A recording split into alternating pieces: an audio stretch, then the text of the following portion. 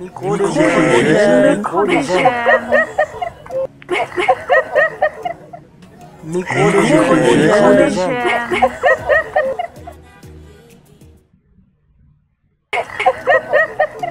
Bienvenue dans Micro de Jeunes, l'émission où la parole n'a pas d'âge mais d'écran. Ici, on parle vrai, sans filtre, sans tabou et surtout sans détour. Aujourd'hui, on s'attaque à un sujet capital, un sujet qui dérange justement parce qu'il est crucial, le développement de la jeunesse congolaise. Comment pense notre jeunesse? Est-elle prête à développer les Congo de demain ou est-elle prisonnière du buzz, du like et du court terme? Toi qui nous regardes sur Evi TV, toi qui nous écoutes sur la radio d'excellence Evi Radio, la révolution commence avec toi, parce que si la tête ne change pas, le pays ne bougera jamais. Installe-toi bien, prends position, commente, like et partage ces micros de jeunes, toi qui nous regardes sur YouTube, sur nos réseaux sociaux. Moi, c'est Glodingouma, présentateur de cette émission. D'ailleurs, je suis honoré d'être devant vous, mais je ne serai pas seul pour développer ces beaux sujets. Je serai accompagné d'un invité, mais qui, je vous invite à les découvrir à travers ses portraits dans la biographie. Micro de jeunes, micro de jeunes. Enoch Mianteza Diankeno est né le 28 janvier 2003 à Kinshasa, en République démocratique du Congo. Fils de Mianteza Mambenza Raphaël, enseignant de l'enseignement secondaire et technique, et d'Entola Dimbi Fatou, femme au foyer. Il est l'aîné d'une fratrie des 3 garçons, dont Israël Mianteza Basselé et Corneille Mianteza Namena. Issu d'une famille chrétienne, modeste et attachée à l'éducation, Enoch a grandi dans un environnement propice à l'apprentissage et à la discipline. Dès l'âge de 2 ans, il passe son enfance au centre-ville de Kinshasa, dans la commune de Kasavubu, avant de s'installer à la Gombe à l'adolescence. Son parcours scolaire débute à l'école maternelle Christ et Roi à Kasavubu. Il poursuit ses études primaires au collège Boboto jusqu'en 5e avant de terminer à l'école primaire des Gares ex-Sainte-Anne où il obtient son certificat de fin d'études primaires. Il entame ensuite son cycle secondaire à Materdei, puis à l'Institut de Kimbuta où il décroche son diplôme d'État en pédagogie générale. Passionné par le droit et les sciences sociales, Enoch intègre l'Université pédagogique nationale UPN en sigle à la faculté de droit où il obtient sa licence. En parallèle, il renforce ses compétences en suivant une formation en entrepreneuriat à l'INPP axée sur la création et la gestion de PME à travers le programme AGER. Impliqué dans les développements communautaires, Enoch s'est engagé comme bénévole U-Porter dans la commune de Lingwala, une initiative soutenue par l'UNICEF où il assure de formation en développement personnel et professionnel. Artisan de la paix, il est également membre de l'ONG internationale HWPL, dont il fait partie de l'administration en RDC.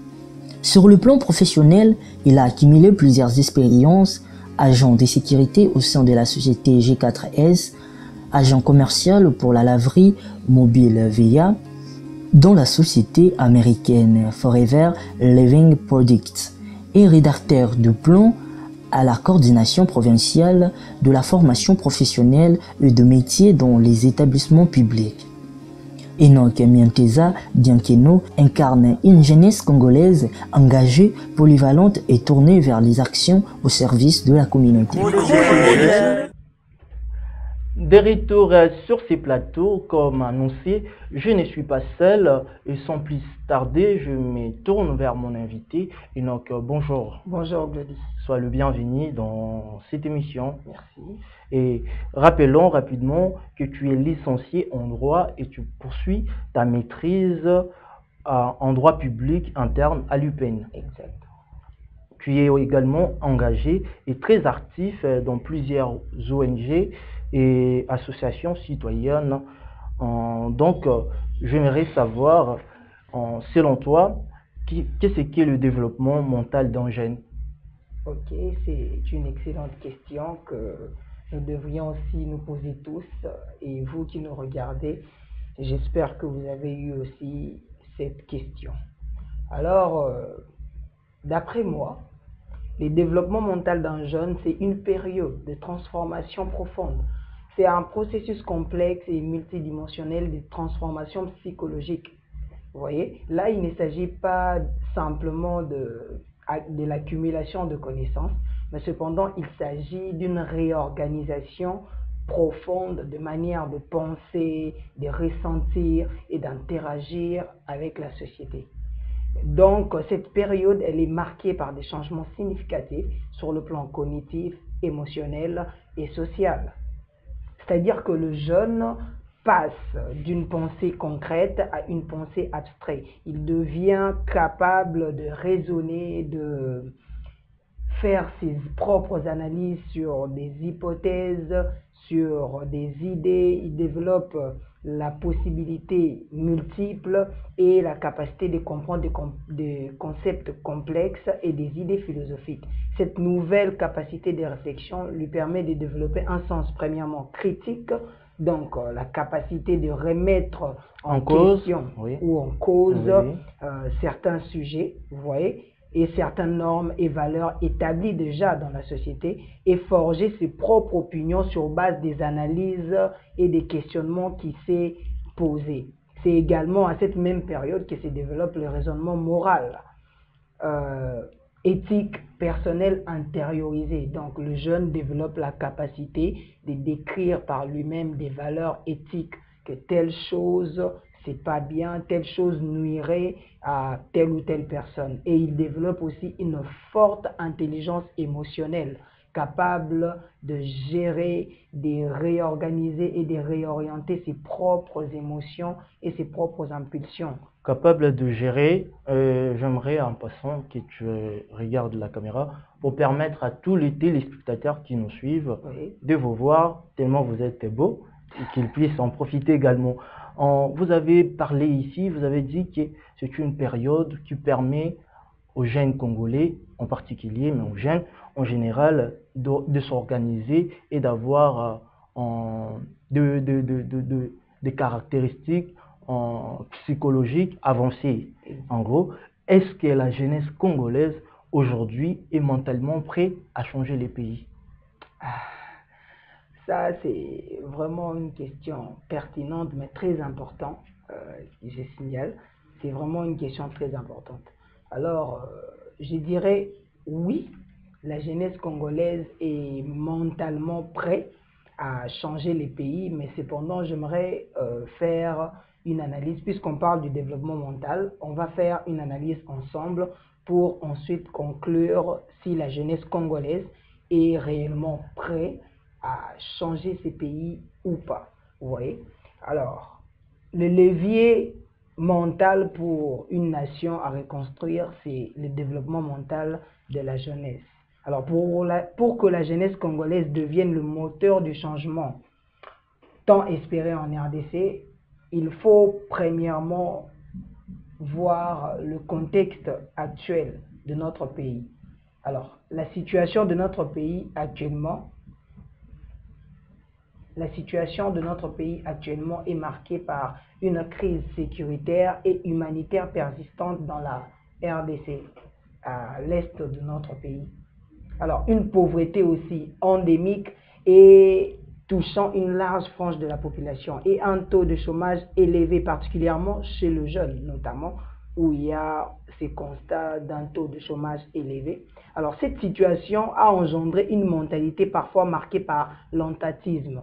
Vous voyez, c'est une forme de passivité qu'une personne développe de manière à ce qu'il n'est plus prêt pour poser des actes, il est en attente. Il attend qu'on puisse lui sauver, qu'on puisse lui proposer, mais lui-même, il est incapable de s'en sortir. Il est devenu incapable de s'en sortir. Donc, c'est à cause de cette crise qui est dans notre pays, sécuritaire, humanitaire, pauvreté et aussi le taux de chômage. Il développe aussi les désirs d'enrichissement rapide, vous voyez, et facile. Souvent, on parle les biais de la politique. Vous voyez, aujourd'hui, le jeune d'aujourd'hui ne font, quand ils vont à la politique, nous n'allons plus pour servir la nation. D'ailleurs, il y a une question qui est essentiellement basée sur ça,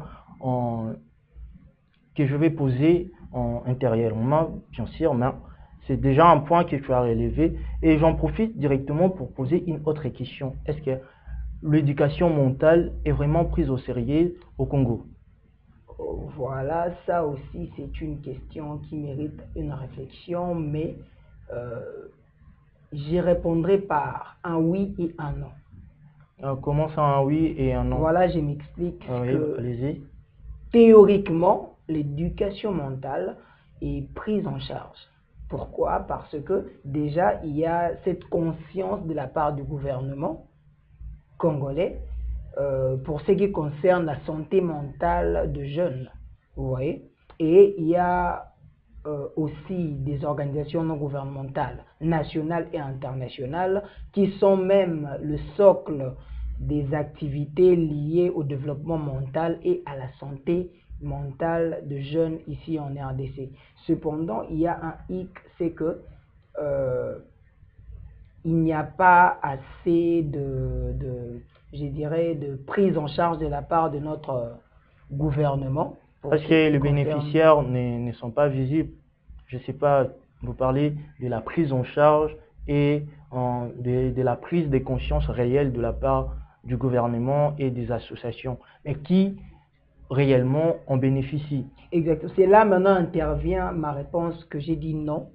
Parce que les bénéficiaires ne jouissent pas pleinement de ce bien, je dirais. Ils ne jouissent pas pleinement de cette initiative, vous voyez. Il y a environ, précisément à Kinshasa, 0,1 psychologue pour 100 000 habitants.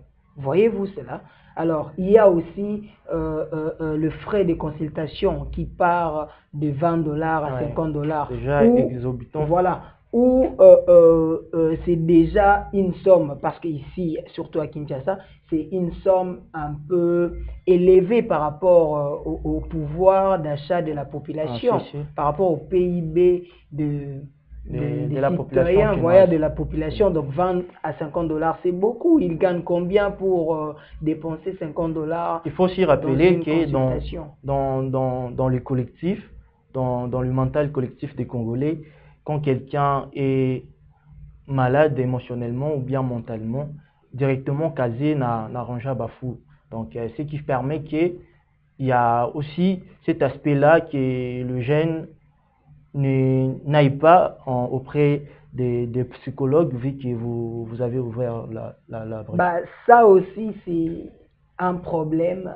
Comme je l'ai dit, donc, nous devons vraiment développer, changer notre manière de voir les choses. Vous voyez? Quand vous êtes en Europe, ok, il y a des personnes qui présentent des signes très dangereux même pour la population. Mais comment est-ce que les Blancs gèrent cette situation-là? Ils disent qu'il a un problème mental. Ils lui conseillent de voir un psy. Vous voyez, ils lui accompagnent tout au long de ce chemin. Il y a des personnes qui deviennent addictes à des produits illicites ou à la bière, à l'alcool et tout, qui se font aider. Il y a même des clubs pour ça, où on s'est fait aider. Mais ici, nous avons une mauvaise conception lorsque une personne commence à avoir de problèmes mentaux. Parce que, vous voyez, le cerveau ou le mental est conçu des neurones et tout, qui sont aussi des muscles, et qui peuvent avoir des perturbations et des problèmes. Alors, lorsque nous développons ces genres de problèmes-là, nous sommes automatiquement considérés comme de fous. Et c'est cette peur-là d'être considérés comme de fous. Déjà, quand vous avez un problème mental dans votre dossier médical, certaines sociétés ont peur de vous engager. Vous voyez, il s'est dit que ce monsieur, il est à 2 doigts de devenir fou, peut-être un jour il va... Vous voyez, et vous avez cette peur-là de dévoiler votre moment de faiblesse aux gens par peur de perdre leur empathie, leur sympathie et plusieurs autres avantages. C'est un PP d'ailleurs qui avait lancé une séance porte ouverte qui était gratuite, demandée à la population quinoise d'y aller faire un tour, mais nous avons vu les réactions de certains. Donc, nous fermons rapidement en ce chapitre-là. Vous avez parlé ici de l'addiction. Beaucoup de jeunes sont addicts. Et un jeune qui pense qu'à l'argent, obèse et à tout ce que nous voyons sur les réseaux sociaux, pouvons-nous dire que mentalement, il est développé? Wow. Partons du fait que chercher de l'argent n'est pas un péché.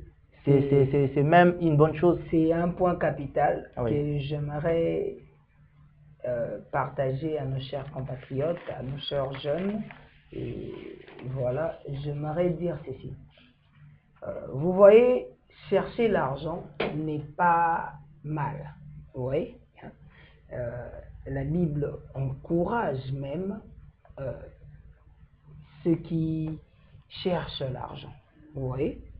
Cependant, ce qui est mal, c'est l'amour de l'argent. Vous voyez? Mettre l'argent comme une finalité. Je vais dire un truc à la jeunesse, c'est que l'argent ou être riche n'a jamais été la finalité. Je m'explique. Vous savez, nous avons 3 types de ressources. Nous avons les ressources financières, nous avons les ressources humaines et les ressources matérielles. Quoi que tu puisses entreprendre dans la vie, quoi que tu puisses songer à faire, songer à réaliser, quoi que tu puisses désirer, il faut premièrement que tu aies ces ressources. Vous voyez? Vous avez envie d'apprendre, mais la connaissance, elle n'est pas gratuite. Il vous faut des ressources financières, mais il vous faut aussi une capacité à comprendre d'où interviennent les ressources humaines. Et il y a aussi les ressources matérielles, vous voyez, pour vous y rendre, par exemple, au centre. Vous venez de parler, d'ailleurs, vous venez encore de les réciter, le centre, l'école, l'apprentissage. Et est-ce que vraiment, aujourd'hui, penses-tu que l'école congolaise forme le jeune à réfléchir, ou plutôt c'est juste à réciter, à reproduire ce qui a été enseigné? Voilà, j'aimerais que vous me donniez un peu de temps sur cette question. Alors, malheureusement, je suis navré de décevoir certains par mes propos, mais non, je trouve. Non. Non, je trouve que... Nous avons été quand même formés à l'école. Je m'explique, mon cher. Oui, vous risquez de choquer, d'ailleurs, vous l'avez dit. C'est que j'ai dit, je m'excuse d'abord. Nous faisons partie de ces jeunesses ayant bénéficié du système éducatif congolais. Et dire que l'école ne forme pas le jeune à réfléchir, c'est quand même choquant. Moi-même, je suis choqué. Alors, je vais m'expliquer. C'est pourquoi j'ai dit, donnez-moi un peu du temps. Et lorsque je vais vous le démontrer, vous-même, vous prendrez conscience que, effectivement, vous n'avez jamais appris à réfléchir à l'école. Allez-y, vous avez le temps. Prenons par exemple les cas, et je fais exception de l'université parce que là-bas au moins, il y a lieu de débattre et de réflexion. Mais je parle de l'enseignement primaire et secondaire. On ne nous a jamais appris à réfléchir, on nous a appris à réciter et à bloquer. Prenons l'exemple. Lorsqu'un professeur compose une interrogation ou un examen d'histoire et qu'il vous demande, il vous pose la question, qui a découvert l'embouchure du fleuve Congo? Quelle est la réponse qu'il attend que vous puissiez dire? C'est Diego Cao. Ok, d'après vous, qui a découvert l'embouchure du fleuve Congo? D'après ce que vous avez appris? D'après ce que j'ai appris, c'est Diego Cao. Ok, maintenant analysons cette réponse. Si nous n'étions pas à l'école primaire ou en secondaire, analysons cette réponse et venons à la conclusion. Bon, Diego Cao a découvert l'embouchure du fleuve Congo qui se trouve à Lualaba. C'est ça, n'est-ce pas? Alors, pendant qu'il découvrait l'embouchure du fleuve Congo, où étaient nos ancêtres? Les autochtones qui habitaient là, qui vivaient là au quotidien, qui pratiquaient la pêche au quotidien, qui faisaient des activités au quotidien, ils étaient où? Mais quelqu'un à la télé, face à sa télé bien sûr, dira qu'il pouvait être là sans pourtant savoir que c'était l'embouchure du fleuve Congo. Mais voyez vous-même les niveaux de la bêtise que l'homme congolais et en particulier et l'homme africain en général est en train de développer. Comment moi je suis ici invité dans votre plateau, vous voyez, comment je peux entrer ici et vous dire que j'ai découvert cette chaise-là? Comment vous pouvez être ici pendant plusieurs années, plusieurs décennies, voire des millénaires, pratiquer même des activités sur ce fleuve-là et ne pas savoir que le fleuve débouche d'ici? C'est pratiquement impossible, c'est un mensonge, un mythe raconté. Moi, je vais vous dire ce qui en est, la réalité. C'est que Diego Cao a découvert l'embouchure du fleuve Congo, bien sûr, mais pas pour nous. Ouais. Il a découvert pour le blanc, les Européens qui étaient ignorants. Ce qui revient à dire que c'est partie de l'histoire qu'on nous enseigne à l'école primaire et au secondaire, et l'histoire exactement qu'on doit enseigner aux Européens. Car c'est pour eux qu'il a découvert cela, n'est-ce pas? C'est pas pour nous. On devait nous enseigner l'histoire adaptée à nous. On nous a déjà inclus depuis l'école que notre pays est pauvre, que l'homme blanc est supérieur à nous, par plusieurs types d'enseignements. Et avec ces tels raisonnements, comment pensez-vous qu'un homme noir sera capable d'innover? Et si vous répondez que non, monsieur, je trouve que d'après mes réflexions, c'est pas Diego Cao qui a découvert l'embouchure du fleuve Congo, vous aurez 0. Parce que le système éducatif est formé sur base des règles et des principes. Okay? On ne vous qualifie pas intelligent parce que vous réfléchissez, mais on vous qualifie intelligent parce que vous avez respecté les règles qu'ils ont établies. Donc, si vous avez 0, vous n'avez pas le point, vous n'avez pas de diplôme, vous n'êtes pas intelligent. Alors que ce n'est pas le cas. Ok? Vous remarquerez, ce n'est pas tout le monde qui était premier de la classe à l'école qui a réussi la vie, qui est aujourd'hui ministre. Vous voyez, je donne un dernier exemple concernant ce sujet. Prenons l'exemple de Christophe Colomb qui a découvert l'Amérique. Pendant qu'il découvrait l'Amérique, il y avait les Amérindiens là-bas. Vous voyez? Et il y a un rapport qu'il a fait aux Anglais en disant que lorsque les colons anglais sont arrivés dans les terres des Amérindiens en Amérique du Nord, ils ont trouvé ce peuple-là, ils disent qu'ils avaient des lames, mais ils ne savaient pas les manier, ils s'est blessé avec, donc ça leur a inspiré la possibilité de leur civiliser. Mais ça c'est faux! C'est faux, vous voyez? Mais cette histoire est enseignée dans les écoles, c'est enseigné là-bas aux États-Unis, mais Christophe Colomb a découvert l'Amérique pour qui? Pour les Européens. Donc cette histoire doit être enseignée en Europe, pas en Amérique, pas en Afrique. Vous voyez un peu les hic de l'éducation, les systèmes éducatifs primaires et secondaires.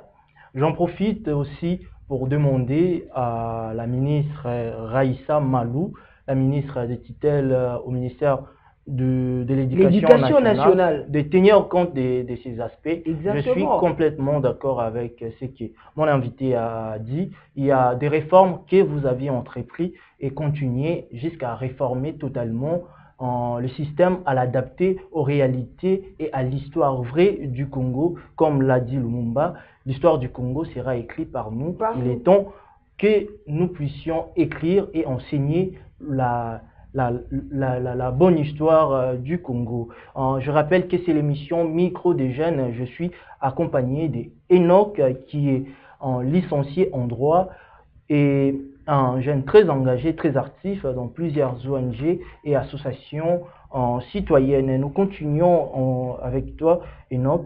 Nous avons parlé ici, d'ailleurs, vous avez si bien explicité parler de l'école, mais j'aimerais aujourd'hui savoir, je parle d'aujourd'hui, qu'est-ce qui influence plus la jeunesse congolaise?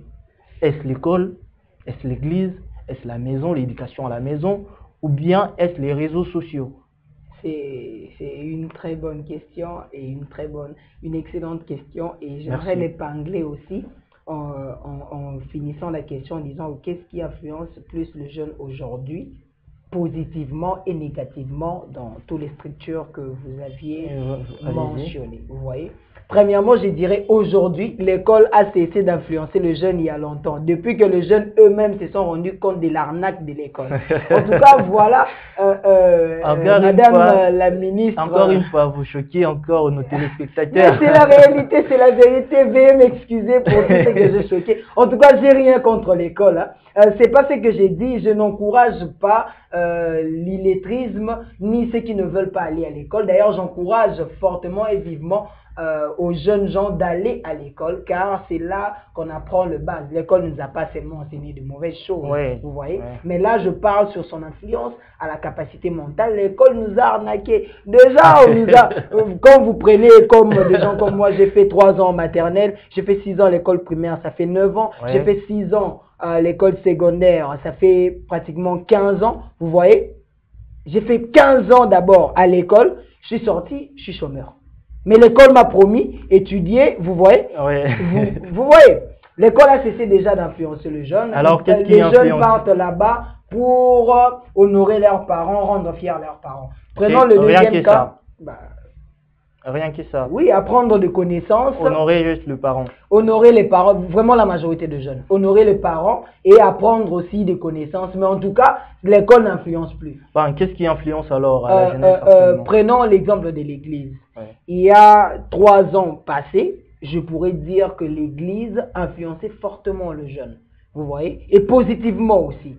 Quand vous rentrez en 2018, 2019, 2020, vous verrez que chaque jeune, vous voyez la vie chrétienne ou la vie religieuse, que ce soit musulman ou peu importe la confession religieuse, était devenu un style de vie. C'était une mode. Lorsque vous ne faites pas partie à une confession religieuse, vous êtes démodé, vous n'êtes pas cultivé parce que là-bas, il y avait des moments, des développements personnels liés à l'éducation, à l'éthique, à la morale, au civisme, mais aussi au leadership. Moi, c'est à l'église que j'ai appris le leadership. Vous voyez, la première fois que j'ai géré le genre, c'était à l'église où moi confié la plus grande tâche, gérer le jeune. Ça dépend aussi des églises. Ça dépend aussi, c'est pourquoi j'ai dit. Les églises sont plus bondela. C'est ce que j'allais dire. Ça influençant même le jeune à ne pas aller travailler. Exactement. C'est ce que je veux dire alors. Il y a 3 ans, l'église influençait, mais aujourd'hui, l'église influence rarement. L'influence de l'église, en tout cas, vis-à-vis de la jeunesse congolaise, est devenue rare. Aujourd'hui, vous rencontrez des jeunes qui ne sont pas athées, mais qui n'ont plus confiance aux églises. Car l'église, maintenant, avec son système, commence même à appauvrir le mental des jeunes et voir même leur situation financière en les maintenant permanemment dans des assemblées et en ne leur donnant pas la possibilité d'aller apprendre ni d'évoluer. Et aujourd'hui, positivement et négativement, c'est les réseaux sociaux qui influencent le jeune. Vous voyez? Positivement et négativement. Aujourd'hui, l'émission que nous tournons passera aux réseaux sociaux. Des gens tomberont sur ça, ils vont s'instruire sur ça. Mais les bêtises aussi que nous faisons passent sur les réseaux sociaux. Aujourd'hui, nous voyons la majorité des jeunes veulent devenir influenceurs. Mais il faut redéfinir aussi les termes. C'est quoi un influenceur? Vous voyez, on voit avant... Dans l'époque de nos parents, pour être connu, il fallait faire des œuvres, il fallait poser des œuvres, voilà, être du domaine, être compétent. Mais aujourd'hui, pour être connu, il faut être con et puis nu. C'est tout. Une fois que vous êtes con et que vous êtes nul, voilà, vous êtes connu, tout le monde vous connaîtra. On connaît tous les vidéos des nuls qui circulent, les vidéos des gens qui parlent des bêtises, les vidéos, voilà. Voilà, c'est comme ça que la jeunesse congolaise est influencée. Et c'est aussi un danger. Pourquoi? Parce que dans les réseaux sociaux, il règne ce qu'on appelle la désinformation.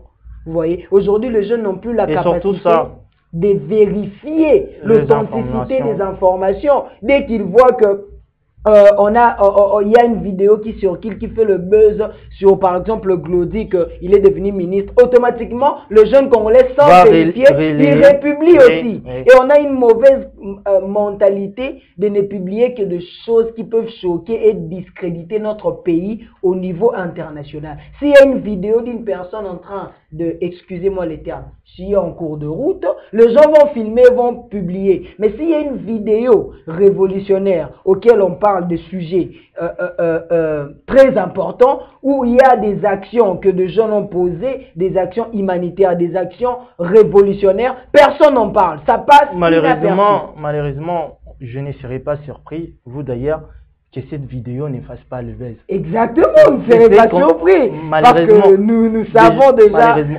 la manière dont nos jeunes d'aujourd'hui réfléchissent. J'en profite directement pour poser une autre question. Vous avez souligné l'appauvrissement du mental de jeunes. Aujourd'hui, selon toi, c'est quoi être un jeune mentalement évolué? Voilà, c'est ça aussi, une très bonne question. Déjà, être un jeune mentalement évolué, c'est faire preuve d'une maturité. Ouais. C'est faire preuve d'une maturité intellectuelle et émotionnelle qui dépasse, voire même celle de tes proches ou de gens que tu côtoies. Là, quand je parle de maturité intellectuelle, je ne fais pas allusion à l'intelligence académique. Vous voyez, ça c'est à part. Mais la maturité intellectuelle revient à ton sens de réfléchir, à ton vouloir et ta capacité, ta flexibilité de la réflexion, de remettre en cause. Vous voyez? Et ça, quand un jeune déjà commence à remettre en cause les sujets, les hypothèses, les règles, les valeurs imposées dans la société, mais ils diront que vous poussez la jeunesse à se révolter, à protester. Loin de là, parce que remettre en cause, il faut bien comprendre cela, remettre en question une chose ne signifie pas le refuter, le refuser. Non. Vous voyez? Ça ne signifie pas le refuter. Je te donne un exemple. Vous voyez, je vous donne un exemple. Prenons l'exemple, il y a actuellement le procès de notre ministre jeune qui incarne aussi les sports de la jeunesse, M. Constant Moutamba. Vous voyez, il y a son procès qui est là. Il est accusé pour tentative de détournement. Voilà. Alors, qu'est-ce que le jeune fait? C'est que je vois sur les réseaux sociaux certains qui sont pour lui, en parlant de choses même qu'il ne maîtrise pas. Vous voyez, selon leurs propres émotions, leurs propres pulsions, il a pris une idée d'une personne, il a répété sans remettre en question. La question qu'il faut se poser, c'est pourquoi? Vous voyez, quand on dit que non, lorsque nous voyons, nous avons eu une coutume que Mukolo na torté, et voilà. Mais il faut, on a trouvé ça en effet, mais quand même, mentalement, il faut se reposer cette question-là. Mais pourquoi?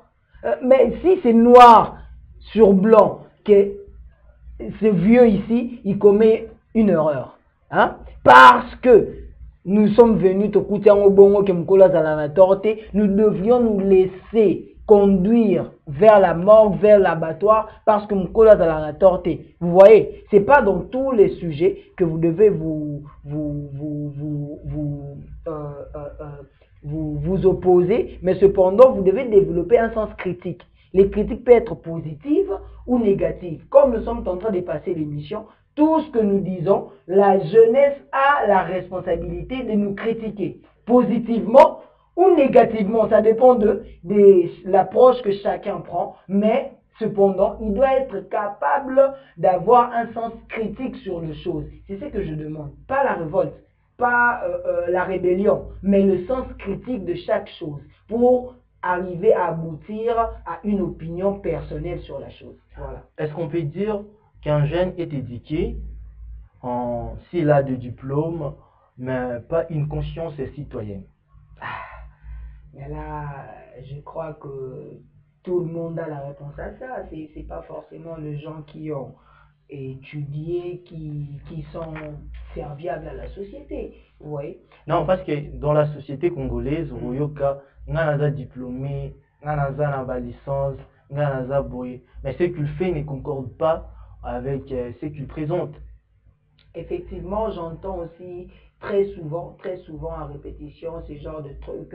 Moi je suis licencié, monsieur, vous me connaissez, vous savez surtout vous me connaissez. Bon, je vais vous donner un exemple. En venant ici, j'ai quitté Bordal. Ouais. En venant ici, j'étais sur la moto et il y avait un véhicule d'une autorité, voilà, qui était derrière. Et voilà, nous partons comme ça dans notre bande et lui, il est en train de venir ici, il doit partir par là directement, sans demander, sans quoi. Il vient dans notre bande et ses gardes descendent pour nous dire Bolongwana Mokondi Foleka. Voilà, c'est Mokondi là dont vous parlez. Il a étudié, il est allé à l'université parce que pour arriver à ce niveau-là, il est passé par l'éducation académique. Mais en tant que citoyen, l'action qu'il a posée a maintenu l'ordre public ou a troubler l'ordre public.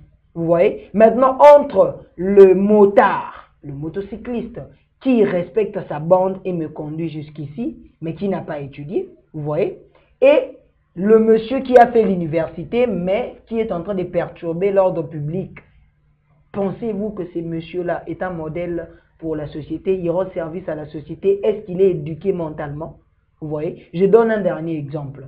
Quelqu'un qui prend une bouteille, nous voyons ça partout, il n'y a pas d'exception. C'est tous les jours. Hein. Il prend du jus, il finit, pas, il jette en cours de route. Malheureusement, quand tu lui diras, mais monsieur, madame, vous n'avez pas fait une bonne chose, il te dira, oui, mais certains vont au-delà de ça avec un degré, avec une insolence insupportable. Oh, il te parlera des Français que tu n'as jamais écoutés.